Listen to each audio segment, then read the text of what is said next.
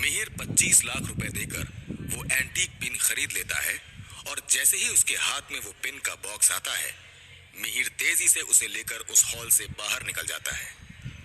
उसने किसी की भी तरफ दोबारा मुड़कर नहीं देखा और ना ही वहां एक पल के लिए भी रुका, और उसकी इस हरकत से वहां पर मौजूद सभी लोग बहुत ही ज्यादा हैरान नजर आने लगे। तभी आलिया के साथ बैठी लड़की ने उससे कहा, आखिर ये मिहिर यहां से ऐसे क्यों चला गया? क्या खास है इस हेयर पिन में? आलिया बस मिहिर को वहां से जाते हुए देखती रहती है, क्योंकि उसके पास भी अपनी दोस्त के सवाल का कोई जवाब नहीं है। मिहिर को वहां से जाता देख सुंदर भागते हुए उसके पीछे गया और चिल्लाते हुए बोला, छोटा सरकार, मेरे लिए रुकिए। ये आवाज सुनते ही मिहिर ने एक जगह पर रुककर बिना पीछे मुड़े सुंदर से एकदम गंभीर होते हुए कहा, अभी मेरे पीछे मत आओ, मैं अभी कोई बात नहीं करना चाहता। ये बोलते समय मिहिर की आवाज में इतना दर्द महसूस हो रहा होता है कि सुंदर ने भी उसकी बात का विरोध नहीं किया और एक धीमी आवाज में बोला, ठीक है, जैसा आप कहें। अगर आपको कभी भी मेरी जरूरत पड़े तो आप मुझे कॉल करके बुला सकते हैं, मैं आपके लिए हमेशा मौजूद रहूंगा। लेकिन अब तक मिहिर वहां से इतना दूर जा चुका है कि सुंदर को सामने देखने पर वो नजर भी नहीं आ रहा। मिहिर के इस तरह वहां से चले जाने पर सुंदर थोड़ी देर हैरानी में वहीं खड़ा रहता है और फिर मुड़कर वापस हॉल में जाने ही वाला होता है कि उसे लोगों का एक बड़ा सा ग्रुप उस हॉल से निकलकर वापस अपनी तरफ बाहर आते हुए नजर आता है। वो सब लोग लिफ्ट से निकलकर उधर ही आ रहे हैं।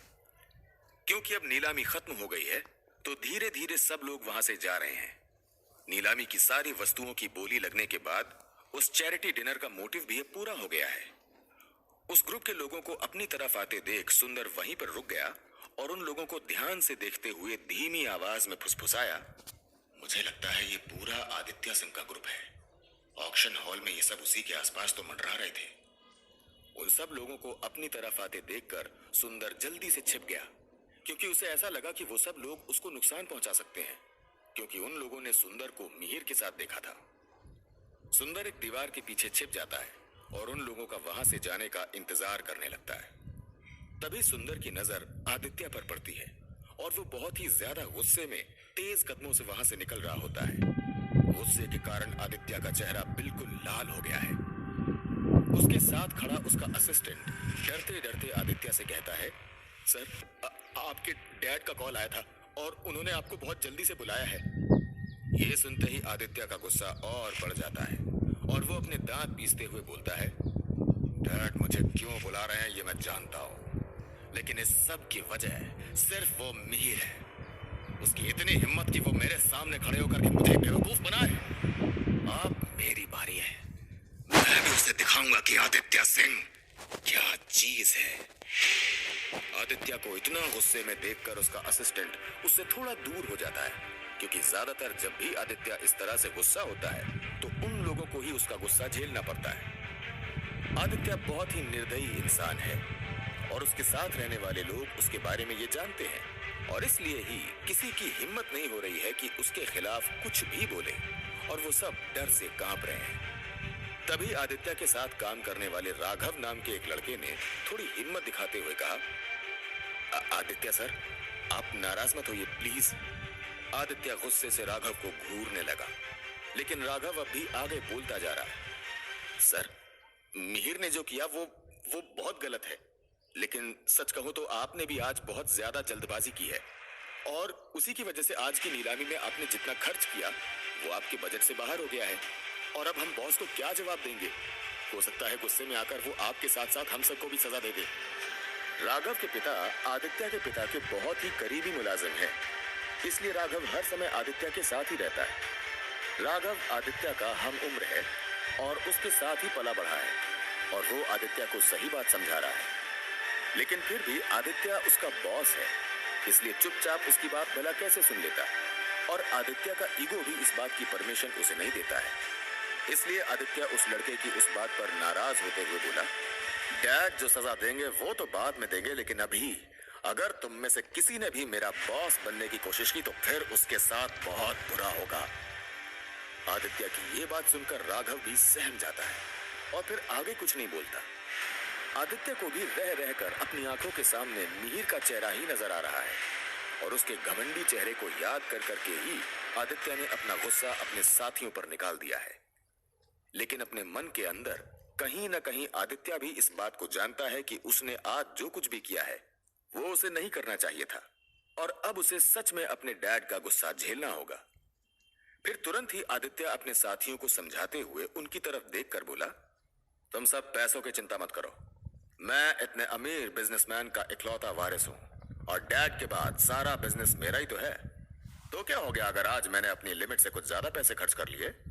वो सब कुछ फ्यूचर में मेरे हिस्से में ही तो आने वाला है और डैड को तो मैं समझा लूंगा।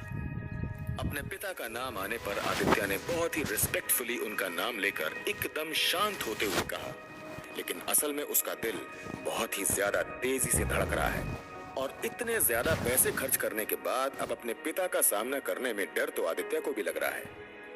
उसकी ये बात सुनकर उसके आसपास खड़े साथियों को थोड़ी तसल्ली होती है कि आदित्य अब उनके साथ कुछ बुरा नहीं करेगा, लेकिन फिर भी वो सब ज्यादा कुछ नहीं बोलते और आदित्य ही गुस्से में आगे बोलता है, मुझे नहीं पता था वो मिहिर बिष्ट इतना बड़ा कमीना है और उसने जानबूझकर मेरे साथ ये सब किया और मेरे इतने पैसे बर्बाद करवा दिए। मैं उसे इतनी आसानी से तो नहीं छोड़ूंगा और उस मिहिर बिष्ट को इसकी कीमत चुकानी पड़ेगी। आदित्य की इतनी बातें सुनकर राघव को समझ में आ जाता है कि आदित्य मिहिर पर गुस्सा है, इसलिए उसने थोड़ी हिम्मत करते हुए कहा, हाँ बॉस, सही कहा आपने, हम आपके दुश्मन को कहीं से भी ढूंढ कर लाएंगे और उसका इस मुंबई शहर में रहना मुश्किल कर देंगे, फिर इसके लिए चाहे हमें पूरे शहर का चप्पा चप्पा क्यों ना छानना पड़े। तभी आदित्य के चापलूसों में गोल्डन फ्रेम का चश्मा लगाए हुए एक आदमी ने इनकी बातें सुनकर कहा, कौन है ये मिहिर बिष्ट? जरूर कोई बड़ा और महान आदमी होगा और वो शायद आपको बिल्कुल भी नहीं जानता होगा, इसलिए उसने आपके खिलाफ जाने की इतनी हिम्मत की, लेकिन इसके लिए भविष्य में उसे पछताना पड़ेगा और अब तो वो पूरे शहर में बचता घूमेगा। अगर उसे आपके बारे में सब कुछ पता चल जाए तो हो सकता है डर के मारे वो मुंबई शहर ही छोड़ दे। तभी उस गोल्डन फ्रेम का चश्मा लगाए हुए आदमी की बात सुनकर उसके साथ खड़े आदमियों ने उसे डांटते हुए कहा, हमारे आदित्य सर से ज्यादा बड़ा और महान आदमी कोई भी नहीं हो सकता। तुम उस आवारा बेकार आदमी को महान कैसे कह सकते हो? और वो बस दिखावा करना था तुम्हारे जैसे लोगों को ही दिखाने के लिए। उन लोगों की बात सुनकर आदित्य खुश हो जाता है और अपनी तारीफ सुनकर उसका गुस्सा भी थोड़ा कम हो जाता है, लेकिन मिहिर पर तो वो अभी भी बहुत ज्यादा गुस्सा है। थोड़ी ही दूर पर उस दीवार के पीछे छिपा सुंदर उन सभी की बातें सुन रहा है और ये सब सुनते हुए वो एकदम से अपने आप से ही बात करता हुआ बोल पड़ा, ये सब के सब कमीने लोग अपने बॉस की चापलूसी करके उसकी झूठी तारीफ कर रहे हैं और उसे खुश भी कर रहे हैं। ये लोग मिहिर के जितने महान कभी नहीं बन सकते। ये आदित्य पूरा का पूरा अपने बाप पर गया है। वहीं अपनी तारीफ सुनते सुनते आदित्य ने थोड़ा चिढ़ते हुए कहा, अच्छा बस करो, बार बार वही सारी बातें नहीं सुननी मुझे, और कुछ काम की बात हो तो बोलो, नहीं तो सबके सब अपना मुंह बंद रखो। आदित्य की बात सुनकर सभी सोच में पड़ जाते हैं और थोड़ी देर बाद आदित्य फिर से बोलता है, ठीक है, तुम सब ये बताओ कि अगर मिहिर मेरे सामने आ जाता है तो फिर मुझे उसके साथ कैसा बर्ताव करना चाहिए और मैं उसे अच्छा सबक सिखा सकता हूं, क्योंकि मुझे उसके दिमाग में ये बात बिठानी है कि इस मुंबई शहर का मालिक मैं हूं, क्योंकि जब तक ये बात उसके दिमाग में नहीं बैठेगी उसे पता नहीं चलेगा कि आदित्य सिंह आखिर चीज क्या है। और अगर ऐसा कुछ हम नहीं कर पाए तो फिर उसे लगेगा कि हमारी सिंह फैमिली उसकी बिष्ट फैमिली से डरती है और वो इसी तरह बार बार मुझे आंख दिखाता रहेगा। आदित्य उन सब लोगों से इस बारे में सलाह मांग रहा है, लेकिन वो सब लोग इस बारे में भला कैसे बोल सकते हैं, क्योंकि वो तो बस आदित्य के लिए काम करने वाले छोटे मोटे लोग हैं और अपने से ऊपर अपने बॉस आदित्य सिंह को कैसे इस बारे में कोई सलाह दे सकते हैं। वो लोग आदित्य के डर के कारण कुछ भी बोलने की या कुछ भी सलाह देने की हिम्मत नहीं कर पा रहे हैं। तभी राघव ने कुछ हिम्मत करते हुए आदित्य से कहा, देखिए आदित्य सर, आपको भी समझदारी से काम लेना होगा, क्योंकि उस मिहिर नाम के आदमी के पास ब्लैक कार्ड था, तो इससे ये साफ पता चलता है कि वो कोई छोटा मोटा आदमी नहीं है या फिर उसके ताल्लुक किसी बड़े घराने से है। इसलिए हमें उसके खिलाफ अगला कदम बहुत ही सोच समझ कर उठाना होगा। तभी आदित्य का एक चापलूस इंसान उसके पास आते हुए बोला, मुझे तो लगता है वो मिहिर नाम का आदमी बस एक दिखावटी आदमी है और उसने पहली बार ही बिजनेस इंडस्ट्री में अपना कदम रखा है और इसीलिए उसने सबसे पहले ही अपना ब्लैक कार्ड सबके सामने दिखा दिया, जिससे कि सबके बीच में उसकी रेपुटेशन सबसे ज्यादा ऊंची हो जाए। और इसी तरह मुंबई शहर में वो अपना नाम ऊंचा बनाने के मौके में होगा और उसे यही सबसे सरल तरीका लगा होगा। उन दोनों की बातें सुनकर अच्छी तरह से समझते हुए आदित्य ने बोला, ठीक है, अगर आप दोनों के हिसाब से ऐसा कुछ है तो फिर हमें इसका कुछ तो कोई हल जरूर निकालना होगा। आदित्य का सवाल सुनकर उसके आसपास खड़े आदमियों में से एक आदमी ने बोला, बॉस, क्यों ना हम उसे बांधकर शहर से दूर अपने अड्डे पर ले जाएं? वहां पर बहुत सारे लोग नहीं आते और उसे ढूंढना भी आसान नहीं होगा। फिर वो पूरी तरह से बस आपकी दया पर होगा और उसे आपकी बात माननी पड़ेगी। अगर उसने आपकी बात मानने से मना कर दिया तो फिर हम इतना मारेंगे उसे कि वो अपने पैरों पर चलने लायक नहीं बचेगा।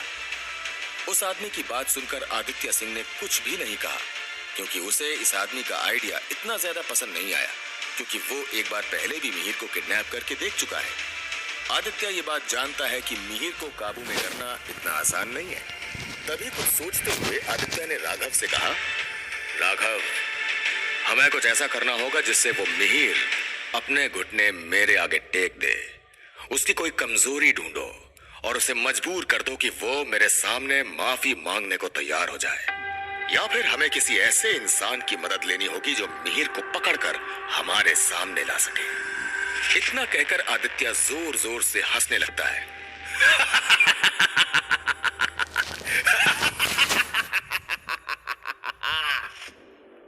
तो क्या होगा कहानी में आगे? क्या आदित्य और उसके आदमी मिलकर कोई ऐसा प्लान ढूंढ पाएंगे जिससे वो इनके जाल में फंस जाए?